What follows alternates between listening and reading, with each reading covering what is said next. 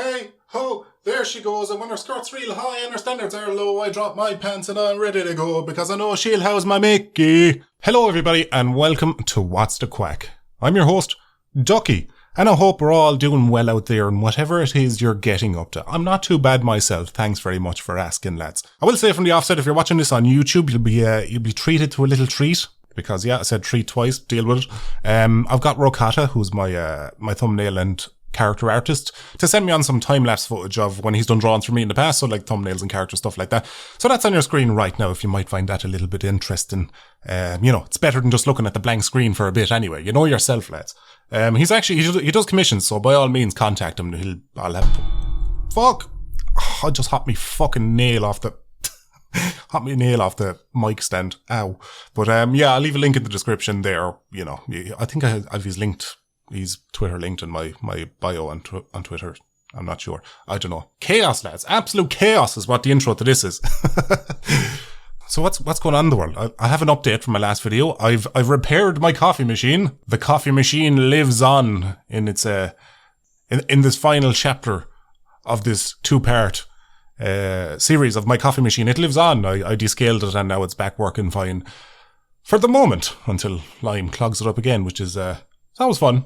Yeah, nothing I like more than things fucking breaking. So yeah, I've had my coffee today, as you can imagine, and I'm recording later in the day as well, so I've got a bit more energy, which is surprising considering I only got about 5 hours sleep last night, because I was playing this game called Yakuza Like a Dragon. I don't know if any of you guys ever played the Yakuza series, but like a Dragon is like its own story. You don't need to play any of the previous ones, which is ideal because I've only played like 1 or 2 Yakuza games in the past. So I start playing that, and it's very good. I'm actually quite enjoying it. Especially for a man of my age, it's very difficult to find a game that keeps me hooked for a while, you know, that kind of way. Because I'll play a game for like an hour or two these days, and then the loading screen will hit, you know, and you're just looking at your kind of reflection in the screen, and then you realise, wow, I'm not enjoying this game at all. And I get a lot of that at my age. I just, you know, I don't get as excited for games anymore. I don't know if that's an age thing, or maybe it's just a thing that's just present with everybody nowadays. Maybe it's just, we're just a lot harder to entertain. We're all overstimulated, you know, diminishing returns. So we don't get as excited by games and media anymore. That's probably a bit to do with it. But I'm playing this anyway, and it's actually hooking me because it's got an intriguing story. It's told very well. Granted that the cutscenes do go on a bit, and I'm somebody who likes long cutscenes in like Metal Gear games, but the one in Yakuza, they go on a bit. But one thing I've noticed about the game, and it's made me think about games in general, like the difference between Japanese games and Western games. You know, Western games, they release your Call of Duties, your Battlefields, and whatever else they release, and they're a fucking buggy mess. Most games nowadays are a buggy mess. It'll make you wonder how games ever got released on the PS2 back in the day, because they'd have to release them bugless, completely bugless. And they pretty much achieved it for the most part, bar 1 or 2 exceptions. What comes to mind was a Tomb Raider game on the PS2 when they released, there was like a driving part in the game where you're supposed to jump this bridge, but the developers had fucked up. They inverted the bridge, so rather than a bridge pointing upwards you could ramp off of, it was actually pointing down, so you couldn't pass the level, you just drop into a canyon. But, barring that, they did well. But it made me think about the difference between Western games and Japanese games, because when I was playing Yakuza Like a Dragon, the one thing that fucking blew me away, and this happens when I'm playing like Final Fantasy games and stuff like that as well, is the attention to detail they have in these games is ridiculous. So like you would imagine an ordinary Western game, character goes to open a door, so they'll walk towards a door and they put their hand out, and then the camera will cut away to like a reaction shot, or maybe just the door opening. They won't actually show the animation of the hand grabbing the knob and twisting it and, you know, what have you. Just save on time, because that's an awful lot of fucking effort to be animating all this kind of stuff. But in Yakuza Like a Dragon, they fucking do it for almost everything. There's one scene where the guy is eating a bread roll, and he takes a bite of it, and they've animated him biting into the bread roll and pulling it out, and it's ridiculous. It's granted, they don't do it for everything. There is things, you know, you can't do it all within reason. There is things where characters walk in front of the screen, or it's, you know, the animation is blocked by something so they don't have to animate it. But like the amount of stuff that they did animate is fucking amazing. So I was kind of blown away by that. So, and you know, as I said, the story's pretty good as well. So I've been hooked on that. But anyway, I've gone completely off fucking topic. I swear to God, I must have fucking ADHD or something. But so I went to bed at like 6 o'clock this morning because I was just flat out playing that. And then I was rudely awakened by my dog, Max, at about 10:30, 11 o'clock this morning. And how he woke me up, he kept kicking me in the arse. See, the thing with Max is, and I don't know if I've spoken about this much in the podcast, but he's an absolute woman of a dog. He needs to be touching you. He's like really needy. It's not even he wants pets. He just wants to be really close to you. He follows me all around the house, completely ignores Connie. Just whenever I leave the room, he follows me. And to tell you how bad it is, when he's like on the couch, when we're like watching movies or something of a Sunday, and he's on the couch, if he's not touching anybody, he'll kind of sit there and mope a little bit.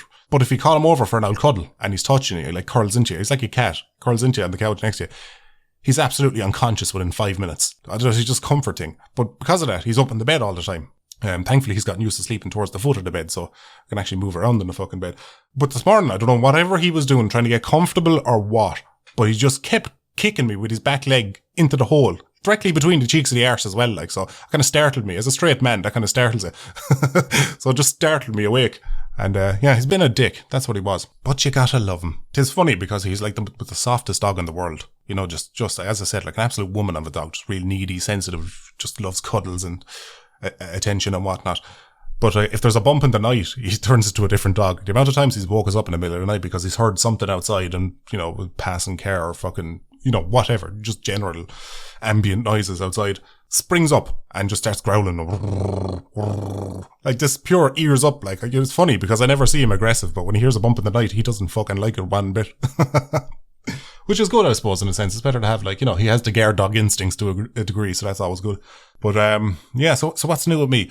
The Living with the Woman video I dropped there a couple of weeks back. 3 weeks back. That's almost a fucking month now. I'll get to my next video in a minute, but I will talk about that real quick.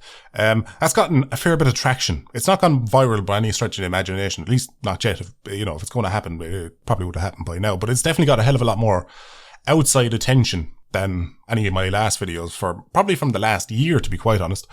As a result, my channel has grown by about 5,000 subs in 3 weeks, which is a lot considering I was sitting on about maybe 157,000 subs for the better part of 10 months to a year, you know? I was like, when I upload videos, everyone who's already subscribed was watching them. I do have a very active audience. The audience I do have is unbelievably active. They're all tuning in every time I drop a video.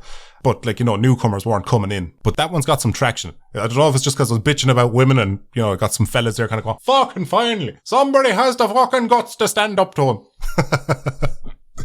But, yeah, so that's got traction. So I've gotten more subs in my last 3 weeks than I have in the last year, more or less. And that's just really a fucking indication of how YouTube goes. You just can't predict it. All you can do is just keep your head down and keep going and just hope the analytics gods smile upon you someday. But it's nice to have an influx of new people. And if you're new to this channel, if you've come across a video and you're now tuned into the podcast to have a listen, welcome aboard. I hope you enjoy the videos and podcasts and stuff. And, you know, feel free to have a look at my backlog because I don't upload that often. So that's all you gotta work with. But anyway, the video I'm working on now at the moment, see, I had started doing first world problems. So I want that to be a series where it's like, you know, spiritual successor to pet peeves, where it's just kind of unstructured and general rants. So I started doing that. I wrote about a page, just for context, a full video is about 2.5, 3 pages. That's about kind of what makes up anywhere between 6 and 8 minutes, 6 to 10 minutes, roughly that area of time in the video. But so I got a page written, and then absolute writer's block. Could not fucking think of anything. Like, I have loads of points that I can expand upon. There's different things I want to rant about, but you know, you can't really expand upon something unless you want to, and nothing was jumping off the page to me. And it's like, that's kind of annoying, but it doesn't really kind of fit the theme I'm going for this video. And anyway, I was sitting on it for days, and it was just fucking really wrecking my head. It bothered me for days, didn't know what to do. And then a bulb went off in my head there the other day that I could do something that I had just forgotten that I could do because it's been so long since I've done this, but it's pivoting. Change whatever video I'm working on.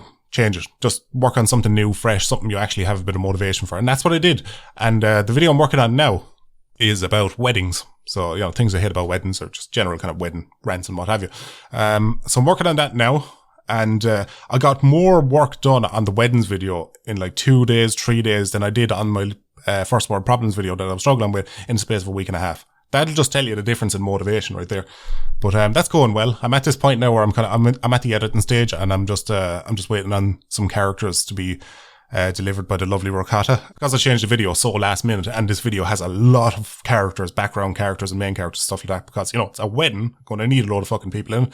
I just pulled up and went, hey, Rokata, I have a fuck ton of characters for you there, lad. Good man. And just dumped upon it. So yeah, just waiting on them. So I said I'd record a cheeky little podcast there while I'm doing nothing today. I'm going to play a bit more Yakuza when this is off, and that's pretty much my day. No, I've got to do a workout as well. Fuck. and wash clothes. God, it's hard being a strong, independent man, you know? Just on that topic, it actually frightens me how many fellas out there that are in relationships that don't wash their own clothes and cook their own food. It really does. Like, that's for me, I don't know, maybe I have a weird way of looking at it, but for me, it's just like, if I don't wash my own clothes and, you know, rely on my missus to do it, and I don't cook my own food and rely on my missus to do it, first of all, that's a very mother role she's filling right there, you know? And that's just, it's weird to think about. You know, when I get with a girl, I don't want to be, here, you can take the place of my mammy now. That's a fucking creepy. But two, the more she does for you, the more you kind of allow her to control your life a little bit. Because then you got like this shit. She's going to be able to make demands that you'll bend more on because she's a more leverage than you know, because she's fucking bending over backwards to please you. So the least you can do is give up a bit of ground. I just feel like if you're making somebody else do your washing and your cooking and whatnot, you're giving up a bit of power there. There's a bit of a power dynamic shift if you can't fucking look after yourself, you know? Try keep things 50-50. It's worked for me my whole life. Recommend it for you. If you're not washing your own clothes. Lads, washing machines are not actually that complicated. You have to find one setting that works for every clothes. For me, it's Eco 20 on my washing machine, right? And it doesn't matter if we're putting in socks, jocks, tambourines, saxophones, whatever I'm washing. Fire it in, Eco 20 on. There we go. Walk away. Well, obviously you put in washing powder, but you walk away. That's it. You know, and then pull them out and fire them in the dryer. And then the missus will go, don't put them in the dryer. It's too hot, you'll shrink your clothes. And you'll be like, fuck it, they're pennies, they'll shrink anyway. Oh, God. Anybody else do that as well when you're shopping at pennies? You just buy clothes that are like 2 or 3 sizes bigger than what you actually wear because you know for a fact they'll fucking shrink when you go to wash and dry them. They'll drop by a couple of sizes. I'm so like not particular with my clothes. I'll fucking shop in pennies all day long. It's an absolute job. The only thing I wear that's expensive is typically my shoes. Because I was buying skate shoes. I'm fondness for the old fat skate shoe, and it's a dying thing. Back in the 90s there in the noughties, you used to get the nice big fat DC shoes and Vans and stuff like that. Can't get them anymore. They're all gone. It's like jeans. You can't get baggy jeans anymore. They're all gone skinny. Everything's gone skinny. Why is everything gone so fucking skinny? Whatever happened to a good fat baggy thing? I'm such a product of my teenagehood. You know, I'm all baggy fucking pants and baggy hoodies and fucking big shoes. I wouldn't win any modern day, you know, fashion contests, you know, because I'm not wearing skinny jeans, a t-shirt that's 2 sizes too small, and you know that fucking haircut that, is it a perm? It's like these young fellas walking into a barber and go, can you make my head look like a penis? You know, it's got this fucking big mushroom curly top on it. You know, shit you used to see on old ones back in the 60s. You know, that kind of way. And it's not even an old man thing where I'm just like, oh, I don't understand these modern day hairstyles. It just looks objectively terrible. Not to say there wasn't terrible hairstyles back in my day. There certainly was, like, you know, but we acknowledged it back then. If you just look at some of the hairstyles these young fellas be pulling off now, the other one I really don't like, and a load of fellas are guilty of this, but I think it looks fucking ridiculous. They'll get a fade or something like that, and then they'll shave in like a fake line down the side. I don't know if it's supposed to be like a big fake parting. It's like bigger than what a natural parting would look like, but it's just a line down the head.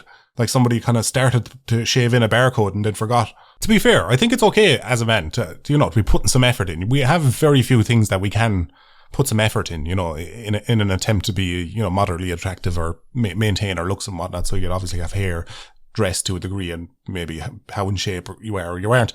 But when I have to go to a barber once a week to maintain the hairstyle I've chosen, fuck that. That's more fucking effort than women put in. Are you out of your fucking mind? Speaking of women, actually, I've come across something online that I think you'll all be very interested to know. So there's this streamer on Twitch called Pooper Noodle. Funny name, yeah. Female Twitch, right? She's discovered something, and I think she might actually be the first person in existence to have discovered this. What she discovered is sex sells. Can you fucking believe that? Can you actually believe that?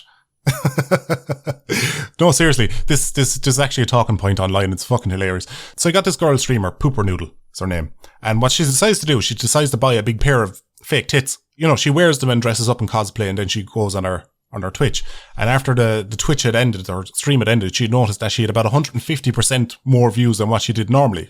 Because the tits looked real on stream, you know, the way she had them and stuff. And she discovered this, and she seemed somehow shocked by the fact that you'll get more views if you get your tits out, or, you know, show a fuck ton of cleavage online. I was hearing the story and I was like, Jesus, nobody tell her that everybody has known this since sex was invented back in, I don't know, probably the 70s. I don't know, I found that hilarious that, you know, she and half the internet was shocked What's up with the internet being shocked by things that are just common knowledge and have been for hundreds and hundreds of years? Because there's some days where I just want to sit down at my computer, open up Chrome, and just stick my fucking middle finger up at the screen and just go, oh, fuck off, internet. You know, you stupid fucking bastard. I'm sick of your shit, internet. I'm so fucking sick of it. Every day with this stupid bollocks. Oh, fucking hell. But yeah, that's fucking surprise to nobody. Her getting her tits out got views, and for some reason it's a talking point online. I just found it funny that she was surprised by this. Like, come on. Fuck's sake. Another story that was going around, doing its rounds online, recently as well. It's a man from Chile. Or Chile. I don't know how it's pronounced. I don't know. Fuck it. You enjoy the accent. Chile.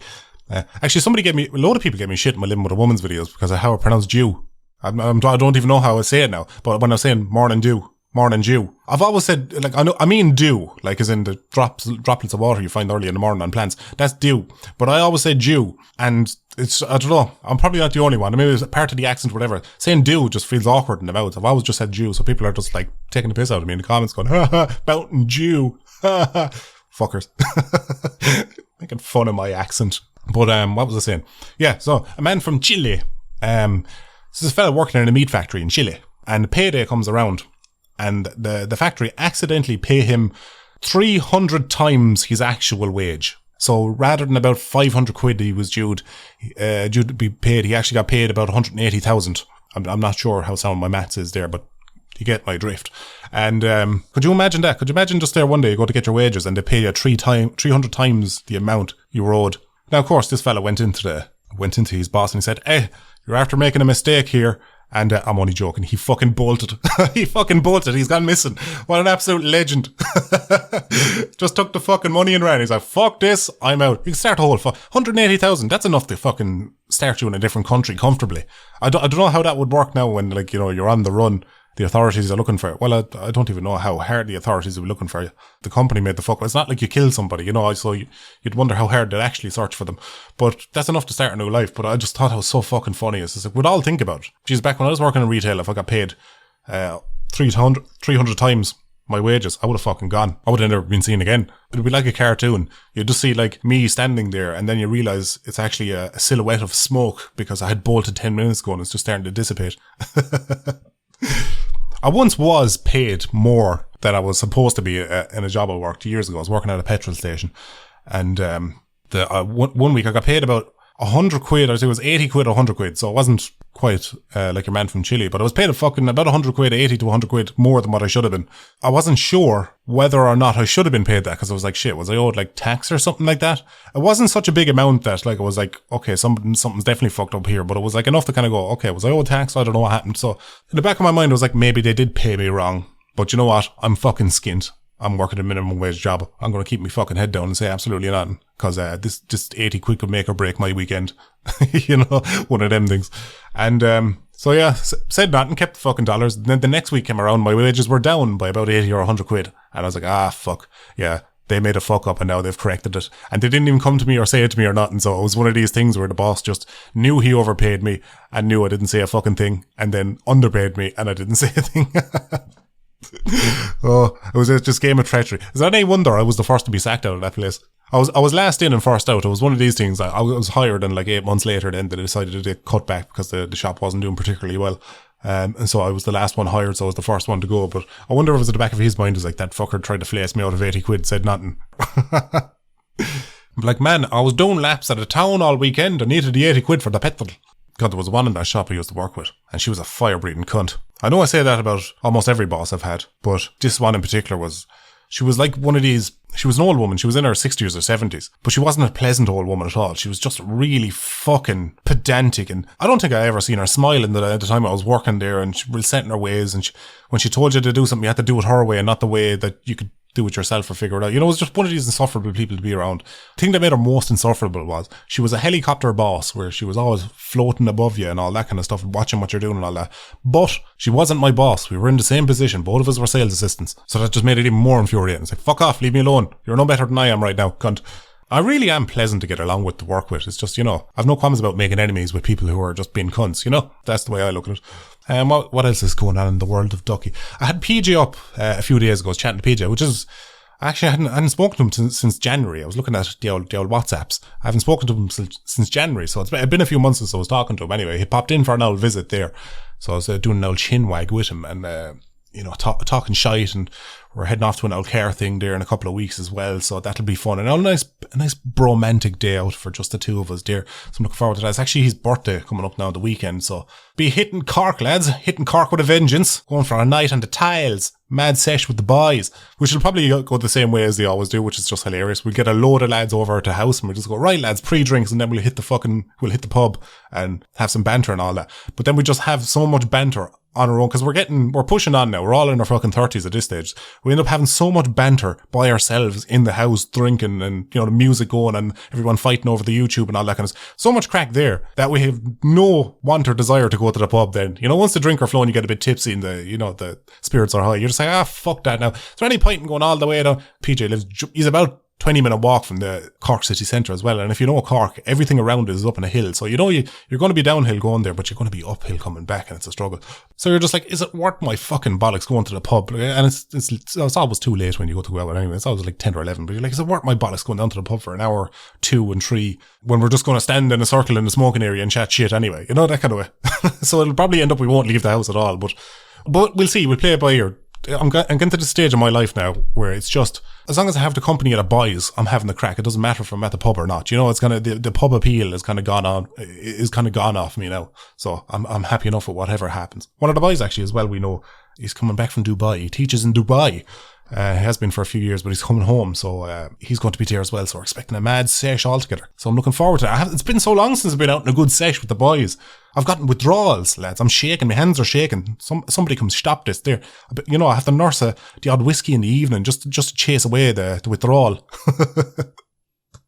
Oh, for those of you interested as well, when I was talking to PJ, apparently he's getting back into podcasting very soon. He said he was going to record an episode a couple of days ago, but I don't know. That's PJ time, so take it with a pinch of salt. But he's getting back into it anyway. So if you're a fan of PJ's podcast, Just the Tip, expect to hear from him in the coming weeks. He was asking me actually as well about podcasts when he was up. He was asking me if I was how much would I get paid for the podcast that I do, the What's the Quack here now. And I don't get paid anything at all. This is a pure hobby, side gig, passion project, whatever you want to call it. I don't have ads turned on. I don't do sponsorships. Or granted, I've actually never been approached for a sponsorship for the podcast. It's always for the main channel, anybody who approaches me for a sponsorship. But I think sponsors should actually specify, because I could have possibly gotten sponsorship offers for the podcast, but if they're contacting me through my main business email, they'll just get a quote from my main channel, which will be very different to the quote from my podcast. So maybe I have done it and I've just scared them off. But no, it's the money I'd make on a podcast right now it wouldn't make sense. If and when this podcast gets bigger, I'll consider it. But right now, I can't justify annoying people with ads for the little money that'll be in it for me. So you don't need to be worrying about ads on here for the short term or the foreseeable anyway. We'll see how things go in the future, but you don't need to be worrying about that, lads. Don't worry. I've started watching the series recently. It's called Bob Mortimer and Paul Whitehouse Gone Fishing. And for those of you who don't know, Bob Mortimer is like a comedian. You'll often see him on panel shows in the UK. So it's like Would I Lie to You and Taskmaster, stuff like that. He's been around. He's now panelist, I suppose, to be the word. I'm not sure if he's done stand-up. I haven't looked into him too much, but yeah, it's well known. And then Paul Whitehouse. For those of you who don't know, he made the Fast Show. He was co-creator of that, I believe, and he was obviously in it. Harry and Paul, and a load of other comedy sketch shows that are fucking fantastic, that I highly recommend. I grew up on that shit. Like when I was a younger man, I was looking, it's probably why I'm able to why I've been able to do comedy writing with no formal comedy training. It's just because I've always absorbed a lot of comedies in my life, be they comedy sketches, or stand-up comedy. I've always watched a lot of that, so maybe that's kind of helped to craft and mold my comedic brain. But yeah, I started watching that, and it's basically about these two lads, and they're pushing on. They're in their 60s, late 60s, maybe a bit more. I can't remember, but old lads. And two of them have had hair troubles. It was Bob Mortimer he's recently had a triple bypass, and then Paul Whitehouse has got heart disease, I believe it is, or something along that. Heart problems nonetheless, the two of them. And this program follows them where they just go off fishing together and they talk shite. And it sounds really boring, but I found it really fucking interesting. What gripped me first was just I wanted to see how Paul Whitehouse was doing, because I hadn't seen much of his stuff at all since The Fast Show, which is, it's quite a long time ago now at this stage. So I wanted to check in with that. I was watching it, and I found it really fucking therapeutic, because I think about my own mortality a lot, and I'm sure a lot of people out there as well think about death and getting old and becoming decrepit and deteriorating over time, stuff like that. I do think about that a lot. It's, it's one of my biggest fears, or if not my biggest fear, is the fear of death.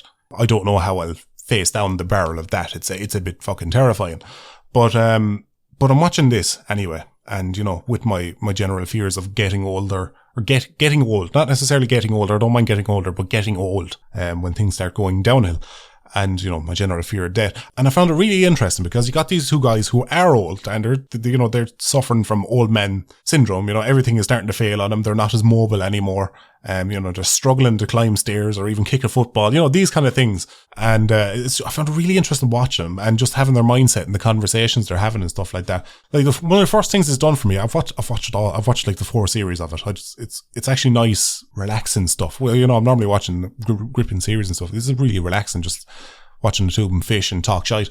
But one thing it's done for me, it's made me really appreciate how nice it is to live my life right now in this moment with the abilities I have right now. So the ability to walk, run, climb stairs, jump a wall, all this kind of shit that I can still do. It's made me grateful for that, because watching these guys kind of not being able to do all that, I'm just kind of like, Jesus, could you imagine losing that kind of mobility, what that would do for you mentally, where you're just like, I can't run, my knees will blow out, or I can't, it's what I'd call the age where you fall over and people don't laugh anymore. When you fall, everyone goes instead of pointing and laughing. That's my cutoff for being old. That's how I'll know the day I've become old, is if I fall over and everyone around me goes instead of laughing at me. That's how I know I've made that transition. I've already transitioned into middle age, and how I measure that is whether or not you get up out of a chair without making a noise, So if you can get up out of the chair without making a noise, you're still young. But if you kind of give a or a it means you're middle-aged at least. Yeah, so it's really made me appreciate how mobile and able I am now. Like, it motivated me so much that after watching like a couple of episodes of it, I pulled out the old bike. We have an old indoor bike, and I did like a 10-kilometer cycle on it in about 20 minutes, because I was just like, yeah, I've been taking myself for granted. I need to fucking get in better shape, because even though I'm doing the weights, my cardio's dog shit. Like, I don't work out my legs half as well as I should. Anyway, it doesn't matter. So just kind of watching that kind of depressed me to a degree, knowing that's ahead of me. But one thing it's done for me, and it's kind of reassured me a little bit about old age, because watching these two kind of interact and talk and shite and all that, it's kind of made me realize something. The way you'd look at old people, they're almost like different creatures, because they're of a different generation. They don't even look the same. They're decrepit, all this kind of stuff. You'd almost equate them to being like almost a different fucking species. But watching this has made me realize that old people are just you, but they've been around a while, which is not going to be groundbreaking. Nobody put that in a quote and put it on Facebook. But it's just a weird thing when you're watching it. You're like, Jesus Christ, old people are really just fucking us. They've had the same talks, because that's the thing I found most reassuring about them. Even though their bodies are failing and everything's miserable and they've got to take medication every day and look after themselves and watch what they eat, all this kind of stuff is miserable. What's still alive and well in old age, and this just kind of reassured me to a strong degree, was the banter. The banter was still there. They were still taking the piss out of each other, still laughing and joking and just generally enjoying the conversation of another one of the boys. And I found that really nice to see that it doesn't matter how old I get, I'll still be able to have the banter with the boys. Well, until the day they start dropping off, or I drop off. When you get old, it's a high risk. You're going to start losing a couple of friends along the way, but at least what friends you do have left when you're old, you can still have the crack with. And I've kind of, in a way, my fear of getting old, I kind of forgot that, that the mind is going to be alive and well. Well, unless you get dementia. But anyway. The odds are stacked against you, but there's hope. There's hope, lads. That's all that matters. There's something that's also popped up on my radar today, and this is more my UK listeners, because I know there's actually a good shot of you from the UK there, lads. Northern Ireland, UK and whatnot. That just hit the market as a hangover prevention pill. It's released by a company called Merkel. I don't know what the name of the company is, but basically they've released this pill. And what it does is you take 2 of these pills before you go on the piss, about a half an hour before you go on the piss. And it breaks down about half, I think they say 50 to 70% of the alcohol you consume before it gets to your liver, as a result. you won't have as bad of a hangover in the morning because you've simply not absorbed as much alcohol as you normally would.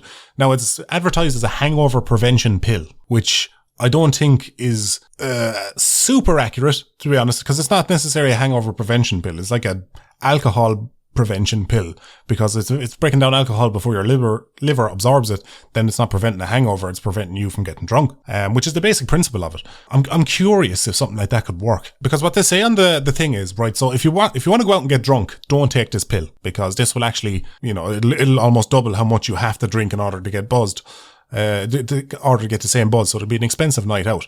But if you're like, where the market is for that I see, if it works, because it could be just horrible bollocks for all I know, but where it could be work, or where I could think that the market is, and I think we've all been there. Do you ever get one of these nights where you're going out for a night in the piss with family or the boys or whatever else, and you're just like, or a work Christmas party would be very applicable to this, where you're just like, okay, I'll go out, I'll have a few, but I'm not getting twatted, because I'll either make an arse of myself or I'll be ill in the morning, these kind of things. You have no intention of doing the dog on it. But then you go out and you have a few drinks, and then, drunk you takes over. And drunk you is a very irresponsible fucker altogether and has no regard for sober you whatsoever. So they'll do the dog on it and then leave sober you to pick up the fucking pieces in the morning, which is not on a lot of the time, because once you get past a certain point of drunkenness, you're not even having a good time. Like the next time you've had a few drinks and you're maybe on the wrong side of drunk, not absolutely twatted, but where it's starting to kind of go a bit too far. You're getting disorientated and stuff like that. I don't know if you've ever had these moments where you just walk into the bathroom, you put your hands on the sink, you look at yourself in the mirror and you're like, why did I get this drunk? This is not even fucking pleasant. Then you wake up the next morning, your head is absolutely fucking lifting off you, and you're just like, drunk Ducky, you've done it again, you cunt! So I think that's where the market is for that, is when you want to go out of a night, you want to get a little bit buzzed on booze and, be social, but not get absolutely fucking ossified. There's absolutely a market for that. I think that's what it'll work. It's a bit saucy though. Apparently it's like £30 for a 30 pack. So you're basically paying €1 or a pound per pill, which is a lot. It's not exactly the fucking price of a packet of Panadol, is it? I think there would be a market if it works. So if you're from the UK and you get your hands on these pills, let me know if they work, because I'm curious. Because that might be something nice to have around the house, that kind of way. Just turn the old medication drawer there, and you're like, right, I don't want to get twatted. Because at least it kind of gives you options then, that kind of way. If it's absorbing a lot of the drink in your stomach, then it doesn't matter how fast you drink, you're not going to get twatted at the same pace as you would when you've not taken the pill. So that's promising enough. You don't have any of them drunk moments where they sneak up on you, where, your friends keep buying you shots and you bang back 2 or 3 in the space of 20 minutes. And then next thing you know, an hour later, the world just runs away from your eyes. It's like, and you're like, oh, fuck, I'm bollocks. One of them moments, and you just get snippets like a fucking horror movie trailer, just like, what's going on in the night, and then suddenly you're looking down in the toilet, fucking bit of drool hanging out your mouth, and you're just like fucking dying. Like one of them nights that would help fucking prevent that, because at least you kind of moderate your drinking a little bit better. You kind of a bit of a slower rev, so you won't exactly hit the limiter at the same pace. So I'm curious if they'd work. I'd certainly pick up a pack if they did. But then the skeptic in me is just like, is this a load of fucking goop, homeopathy, fucking horrible bollocks again? So I hate that shite. It's just like fucking. My aunt is the worst for it as well. She's always like trying to shill horrible shit at you. It's like, try this herbal. It's proven to work. He's like, who proved it? Oh, fucking Mary told me on my Facebook group chat that she takes it and it's cured her fucking leukemia. Like, you're just like, what cured her fucking leukemia? What is it? You take the bark off a pine tree, you powder it up and you snort it up your arse. And you're like, oh, fuck off. Like, as Darryl Breen said it best, he said it in one of his comedy specials. When modern medicine came about, when we could test things and do things by the scientific method, we took everything that everyone considered to be medicine and we tested it all. And whatever worked became medicine, and whatever didn't work was bollocks, herbal shite. I was actually talking to that aunt recently. We're at a christening, and I was talking to her, and she started talking about healing things with water, and I was like, oh, don't tell me you're about to talk about fucking homeopathy. She's like, no, it's not homeopathy. It's just what they do is they run the water through these different things, and it kind of picks up atoms and molecules off other things and it becomes curative. I'm like, that's fucking homeopathy. It's trying to say water has memory. It doesn't. Water's just fucking water. It doesn't pick up anything and that's curative. It's just fucking water. That's not homeopathy. It's like, it is. That's the fucking definition of homeopathy, is what you're doing. And I think I made her realise that she was actually talking about homeopathy. I made her step back a bit. I've this like uneasy peace with my aunt where we can talk perfectly fine about absolutely anything, except medicine and conspiracy theories, because, we're perfectly civil. We'll talk away, have the laugh, have the banter, as we do. But the second anything like that comes up, we're just fucking butting heads immediately, just fucking arguing. And neither one of us, both of us are equally as stubborn as the other. So we're almost gets to the point now where we scream at each other, that kind of way. Oh God, you can't pick family, lads. You can't pick family. Right. You know what time it is, lads, ladies, and people of the jury. It's time for Quack Me Up Corner. Quack, quack, quack, quack, quack me up. Quack, quack, quack, quack, quack me up. Get your ducks in order. It's time for Quack Me Up Corner. Right, for a nice change and a shout out to my lovely Irish audience, I've decided to do a couple of nice Irish jokes. And not exclusively Irish. If you're not from Ireland, you'll understand them. But, for an Irish setting, if you will. So I hope you enjoy them. Right. An Irish priest is driving along a country road when a guard pulls him over. The guard immediately smells alcohol on the priest's breath and notices an empty bottle of wine in the car next to him. The guard asks, "Have you been drinking?" "Just water," says the priest. Guard replies, "Then why do I smell wine?" And the priest looks at the bottle and says, "Good Lord, he's done it again." That one tickles me. I like that one. Alcoholic priests. And for joke number 2. A fella walks into a bar all panicky and orders 7 shots of whiskey and a pint of cider. Barman pours him out all 7 shots on the bar and goes to get him his pint. But when the barman comes back, all the shots of whiskey have been drunk. The barman says, "Jesus, you drank those real quick." "Well," says the fella, "if you have what I have, you drink them quickly too." "Oh fuck," said the barman. "What do you have?" "A fiver," replied the fella. So there you go, lads. I hope you all enjoyed that. I'm going to love you and leave you here. So I want to thank everybody for listening, tuning in. I hope the rest of your day goes well. I hope it's a Tuesday as well. So I hope you at least see a Mickey today, Doesn't even need to be a dick pic, Just one that ambushes it when you're going for a cup of tea, Just walking into the kitchen, it comes out from behind the door frame. You're like, Mickey, fuck. Just one of them. Anything at all. Maybe even a vague cloud shaped like a Mickey, which I actually snapped a Mickey cloud earlier today that I'll be putting on my Instagram. Genuinely looks like a Mickey. I even said it to the missus. It's like, "Here, that cloud looks like a dick." And she's like, "What fucking cloud?" And then she looks at the window and she's like, "It fucking does look like a dick." But anyway, I'm rambling. Thanks everybody for tuning in. And I'll catch you lads and ladies in the next one. Good luck.